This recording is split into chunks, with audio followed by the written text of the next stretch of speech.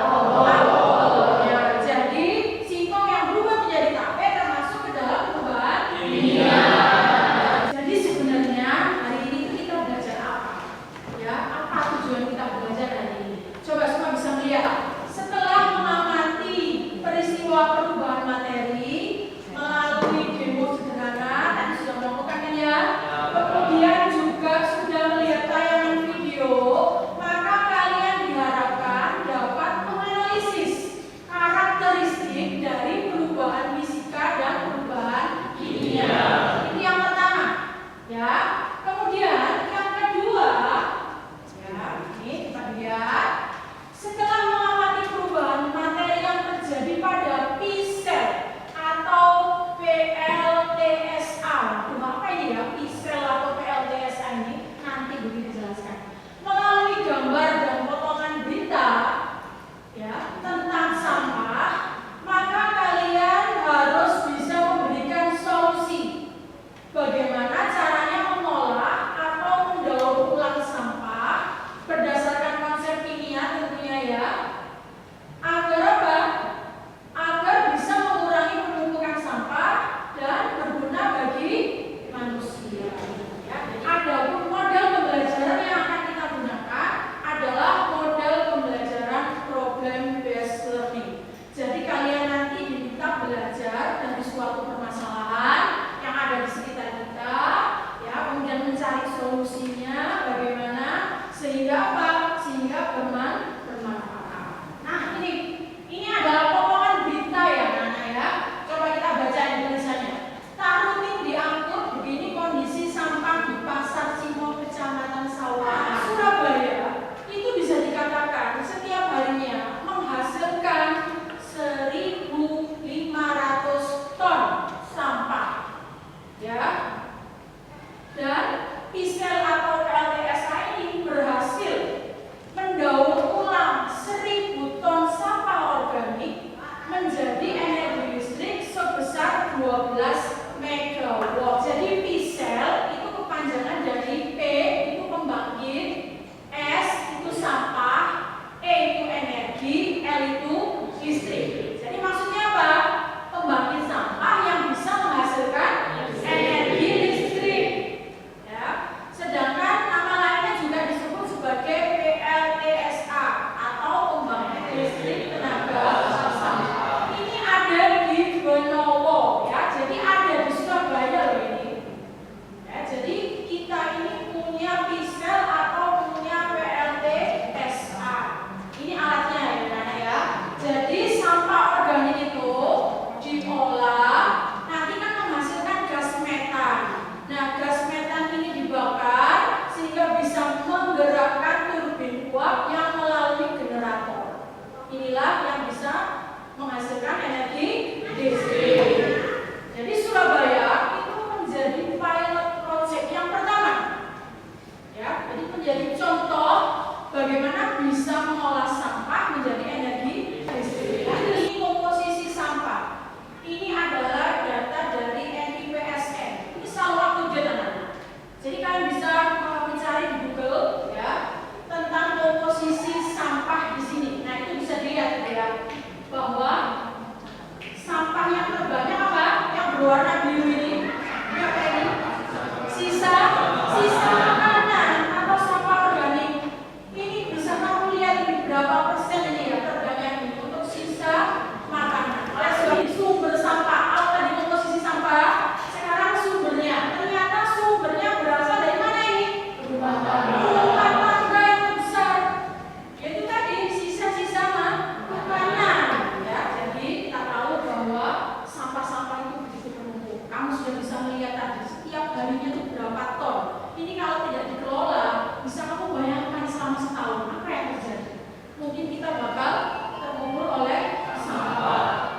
Nah, sekarang tugas kalian ya, carilah permasalahan tentang problematika sampah, kemudian berikan solusi berupa ide atau gagasan dalam mengolah atau mendaur ulang sampah ya menjadi barang yang lebih apa? Bermanfaat. Nah, nanti penelusuran informasinya bisa secara manual maupun digital ya. Bisa melihat dari buku-buku, dari artikel, dari jurnal penelitian dan sebagainya. Nah, kalau sudah, maka analisislah solusi yang kalian temukan tadi ke dalam konsep kimia yang barusan kita pelajari, yaitu tentang perubahan materi. Nah, jadi kalian harus berkelompok sesuai dengan anggota kalian masing-masing. Di sini sudah saya tentukan. Ayo dilihat kemudian duduk sesuai dengan anggota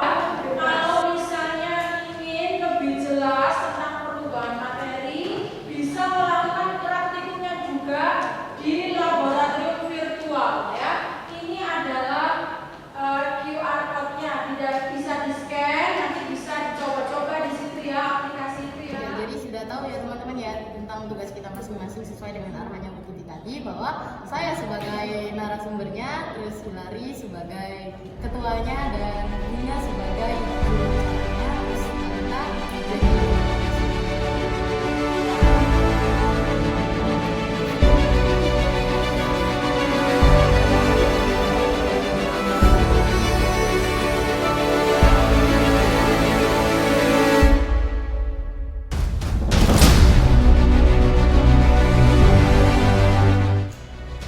Kami dari kelompok 1 akan mempresentasikan ide kami berupa lukisan di kolom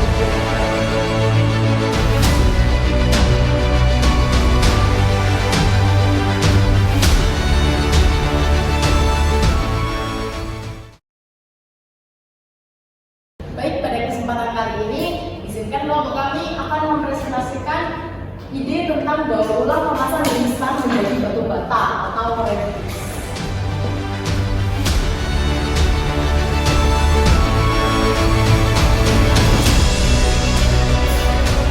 Kami dari kelompok 5 akan mempresentasikan ide kami tentang mengolah sampah organik menjadi pupuk.